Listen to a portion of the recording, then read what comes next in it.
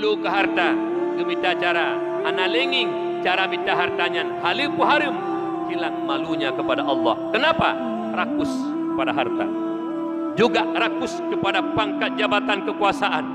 Apabila pada diri manusia itu sudah rakus kepada pangkat, sudah rakus kepada jabatan, sudah rakus kepada kekuasaan, maka hilang rasa malu kepada Allah.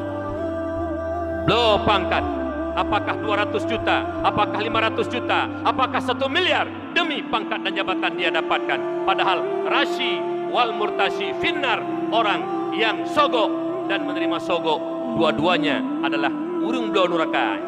Tapi karena rakus kepada pangkat, jabatan, kekuasaan, ana yoli dong pemudua, ana malele ka Allah. Bukan tidak boleh mencari pangkat, bukan tidak boleh mencari jabatan, bukan tidak boleh mencari kekuasaan, tetapi gadah male menyoka bulu kepada pangkat jabatan kekuasaan. Hadirin kaum muslimin yang dimuliakan Allah Subhanahu wa taala, sedikit mau'izah pada hari yang berbahagia ini, mudah-mudahan makin hari dalam rangka kita makin jauh akan dekat dengan menghadap Allah Subhanahu wa taala. Moga kiranya Allah selalu memberikan hidayah dan taufik kepada kita, selalu kita dalam ridha dan kasih sayangnya Allah Subhanahu wa taala. Adapun mau'izah pada hari yang berbahagia ini adalah 4 mutiara yang paling berharga yang Allah berikan pada diri anak Adam. Yang 4 mutiara tersebut bisa hilang dengan 4 sifat keji juga yang ada pada diri anak Adam tersebut. Allah Subhanahu wa taala dalam menciptakan akan ciptaannya, kita yang namanya manusia merupakan ciptaan Allah yang paling baik dari segi bentuk. Allah dalam Al-Quran menyatakan, laqad khalaqnal insana fi ahsani taqwim. Sungguh kami jadikan akan manusia itu dalam bentuk yang paling bagus. Dari segi bentuk itanya hana payah usahali. Kita tidak perlu lagi kepada usaha, sebegitu indah Allah ciptakan. Juga Allah hiasi dengan 4 mutiara. Dalam satu hadis Rasulullah menyatakan, tersebut dalam kitab Nasaihul Ibad. Apa kata Rasulullah? Arba'atu jawahira fi jismi bani Adam yuziluha arba'atu asya. Ada 4 mutiara pada diri turunan anak Adam yang bisa hilang mutiara tersebut oleh 4 perkara. Mana mutiara tersebut? Amal jawahiru fal aqlu wad dinu wal haya'u wal amalu sholih. 4 mutiara tersebut, yang pertama akal, yang kedua yaitu agama, syariat, yang ketiga yaitu malu, dan yang keempat amal yang sholih. Ini merupakan mutiara yang paling berharga yang Allah berikan kepada hambanya, yaitu kita manusia. Kemudian 4 mutiara tersebut, akal bisa hilang dengan sebab marah. Fal ghadabu yuzilul aqla, maka marah itu bisa menghilangkan akan akal.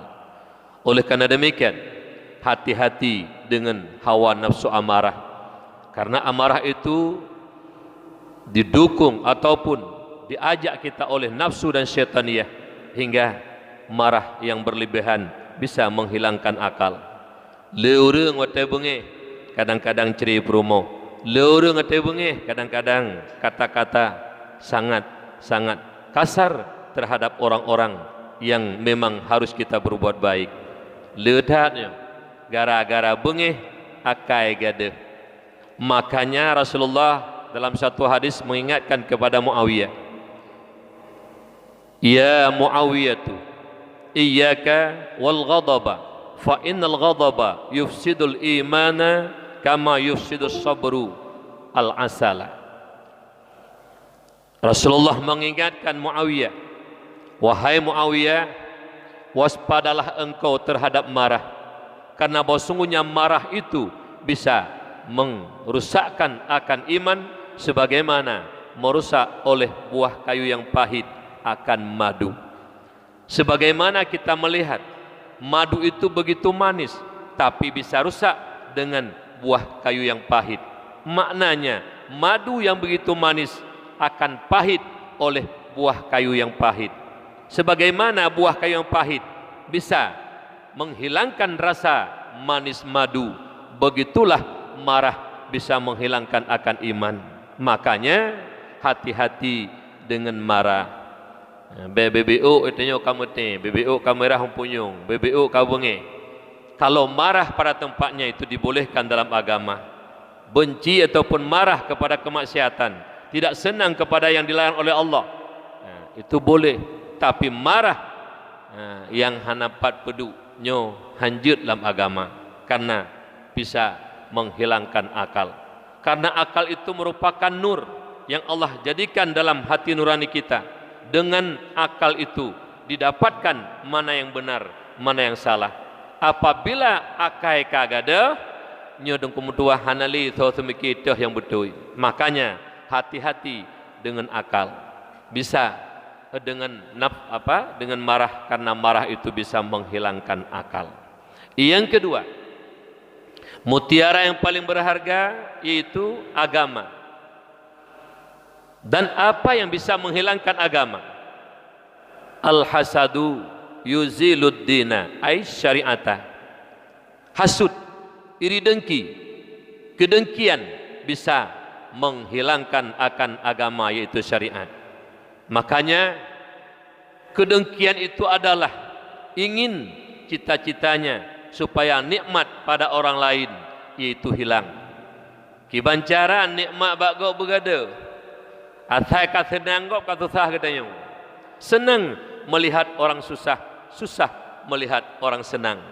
Padahal sifat orang mukmin senang melihat orang senang, susah melihat orang susah. Kalau sifat kita senang melihat orang susah, susah melihat orang senang, sebenarnya itu sifat orang-orang kafir dan sifat orang-orang munafik. Sifat orang mukmin senang melihat orang senang dan susah melihat saudaranya susah. Mai tanyo ke mana orangnya? Atai kata nanggop kata sah katanya. Goblo moto gula tanyo lima tu. Ada yang belum moto go. Naik pangkat go, nyampi tanyo kamu ke bataduk pegang ke pangkat go. Selalu kita menginginkan bahwa nikmat yang ada pada orang lain hilang, itu hasud. Nabi juga berpesan dalam satu hadis, iyyakum wal hasada. Fa innal hasada ya'kulul hasanati kama ta'kulun narul hataba. Hati-hatilah kalian terhadap kedengkian, karena kedengkian itu bisa memakan akan segala kebajikan, sebagaimana memakan oleh api akan kayu bakar. Lagi takalon lagi tanya apa yuronyo. Tacok keh, tacok apui, tatut kaya tu. Angeh kaya tu nyan. Habis dipajuh leapui, je kabe. Sebagaimana habis kayu bakar dimakan oleh api, begitulah habis kebajikan seseorang dimakan oleh yang namanya kedengkian. Makanya sifat kedengkian bukan sifat orang mukmin. Makanya hati-hati dengan sifat hasud, karena bisa menghilangkan yang namanya yaitu syariat. Yang ketiga, mutiara yang paling berharga yang Allah berikan kepada kita hambanya, juga kita umat Muhammad, yaitu haya, yaitu malu. Apa yang bisa menghilangkan akan rasa malu? Wa tam'u yuzilul haya'ah. Tamak, rakus bisa menghilangkan rasa malu. Yang pentingnya, malu itu mutiara yang paling berharga. Tapi rakus bisa menghilangkan rasa malu. Yang dimaksud malu di sini malu kepada Allah. Apabila kajidu tipu tamak rakus, maka gada rasa malay. Menyukun bahasa Aceh putuh urat malay. gara-gara tamak. Orang yang tamak kepada harta, yang rakus kepada harta, menghalalkan segala cara demi mendapat harta tersebut. Tidak lagi dia memandang apakah itu Allah ridha ataupun Allah murka. Dumnale orang dipilih jalan menjual sabu-sabu, main judi, lebih-lebih hari ini judi online, itu sip, karap rata kedai kopi. Kenapa mereka main judi? Telah hilang rasa malu kepada Allah karena menginginkan harta dengan jalan yang mudah. Ini kejadian di lapangan. Tamak bisa menghilangkan rasa malu. Urang yang bulu ke harta, gemita cara, hana lenging cara mita hartanya, halipu harum, hilang malunya kepada Allah. Kenapa? Rakus kepada harta.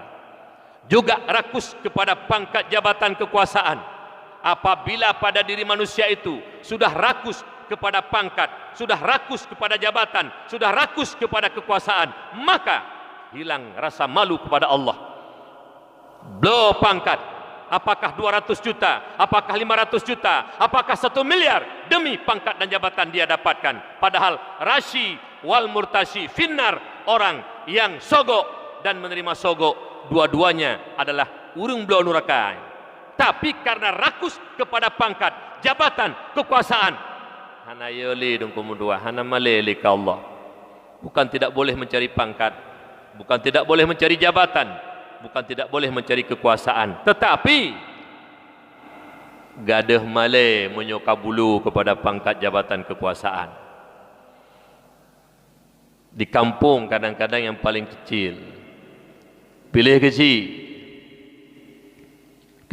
kan paling ubud. KMN di kampung, sebelum dia calonkan kepada mencalonkan dia sebagai Pak Kesi, ajak alajuk je rumah, ya basaka 2 kilo tepo, netop lun. Kesi pangkat yang paling ubud.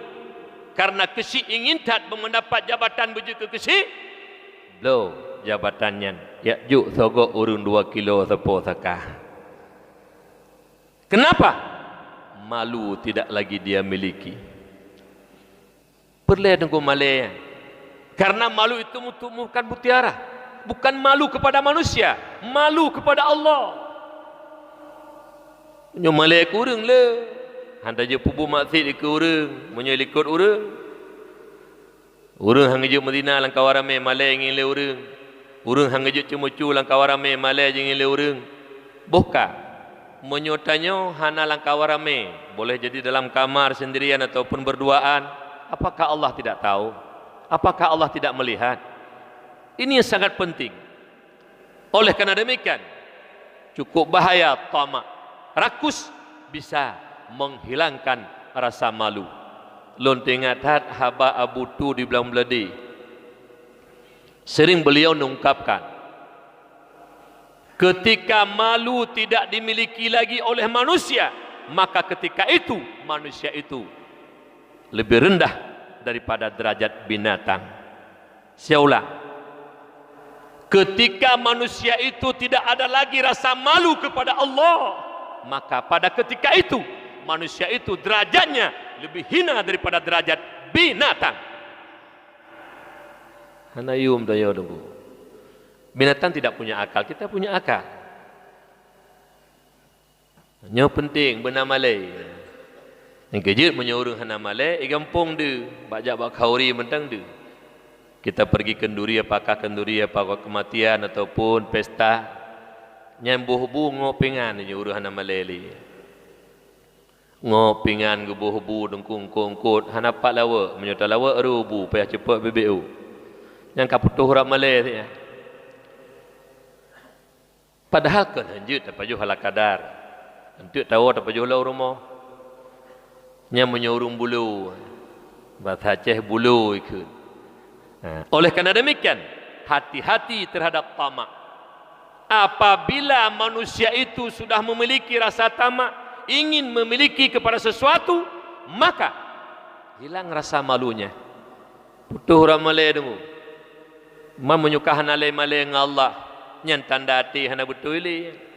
Salah satu tanda hati tidak benar, salah satu hati telah mati. Wala tastahkiranna minad dunubi syai'ah.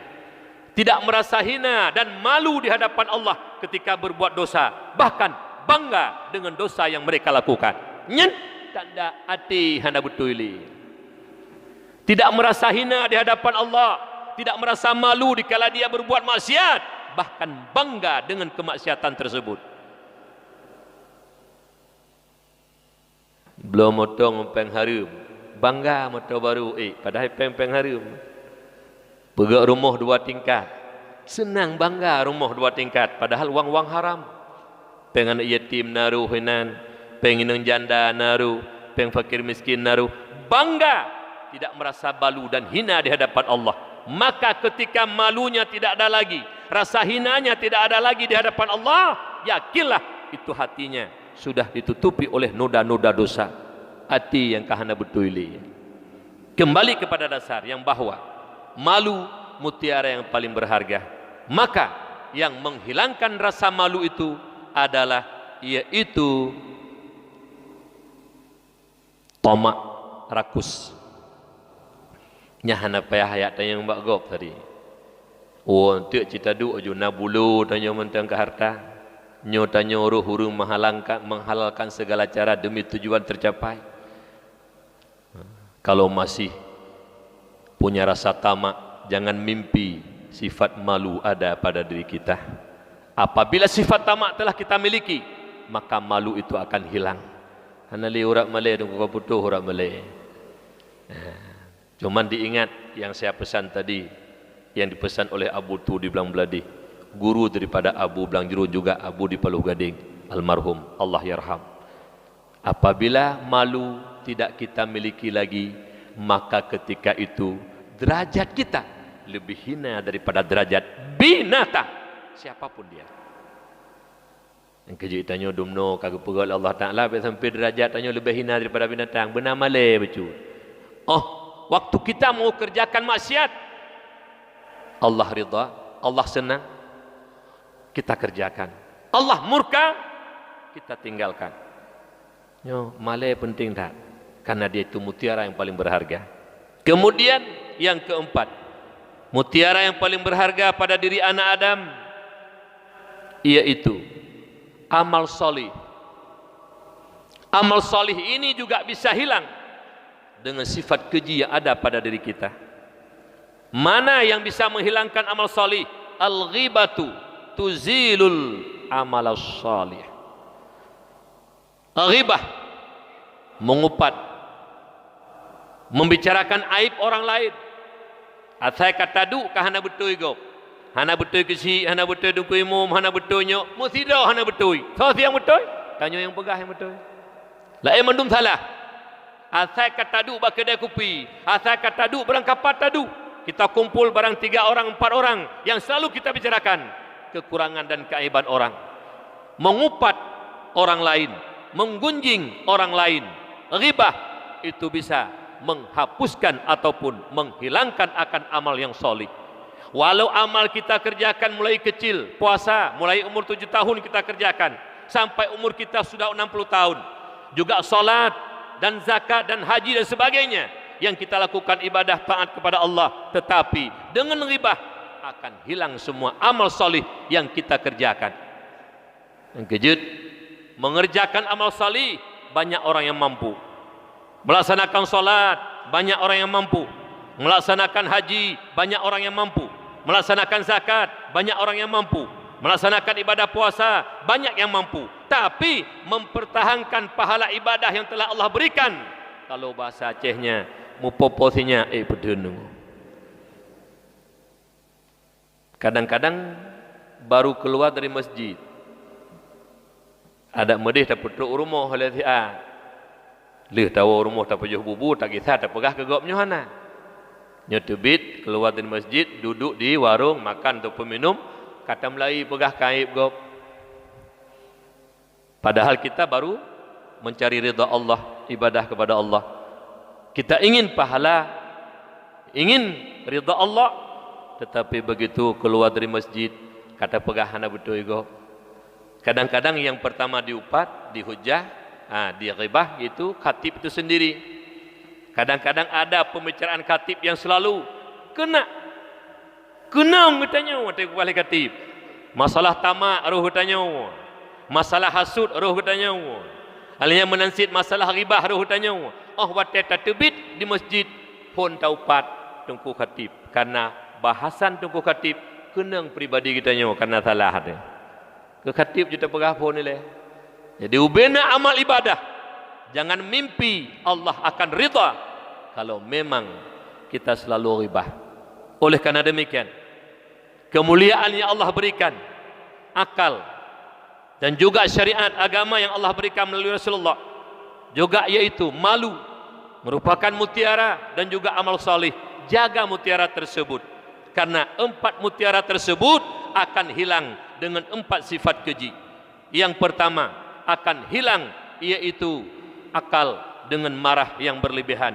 Yang kedua akan hilang agama ataupun syariat dengan kedengkian. Yang ketiga akan hilang rasa malu dengan sifat rakus yang kita miliki. Yang keempat akan hilang amal soleh yang kita kerjakan. Solat kita, semua ibadah kita akan hilang dengan ghibah. Saya teringat Abu almarhum Allah yarham di Paluh Gading. Ghibah takun kurang hitam, dia merumpa uri hitam, hai cukup hitam mengokak. Takun hitam kuri hitam itu sudah ghibah. Apa urusan kita mengatakan hitam kepada orang hitam? Purusan dia nyoh drog hitam kagak oleh Allah Subhanahu wa taala. Jadi mengatakan hitam kepada orang hitam sudah termasuk upat, apalagi dia pegang aib-aib yang lain. Maka hati-hati dengan sifat keji tersebut, karena dengan sifat keji tersebut akan hilang semua amalan yang kita kerjakan. Makanya kita minta kepada Allah Subhanahu wa taala, moga kiranya kita semua ini hamba-hamba Allah, manusia yang baik, bukan manusia tidak bersalah. Manusia yang baik bukan manusia tidak berdosa. Tapi yakinlah manusia yang baik itu adalah manusia yang selalu tobat daripada salah dan dosa. Mudah-mudahan kita semua diberikan oleh Allah hanatib li, beberapa saat lagi kita akan menghadap Allah. Apalagi umur kita sudah 50, sudah 60, barangkali menurut adat hanatib li taudib. Kita mohon kepada Allah dengan linangan air mata, kita mohon ampun kepada Allah. Allah moga kiranya memberi hidayah dan taufik. BBO tapoti umur katanya, dang-dang tawa ba Allah, berida Allah, bersayang Allah. Walau barakan tanya bro, walau barakan tanya hanagat, tetapi ketika hendak menghadap Allah, jadilah kita hamba-hamba yang diridai oleh Allah.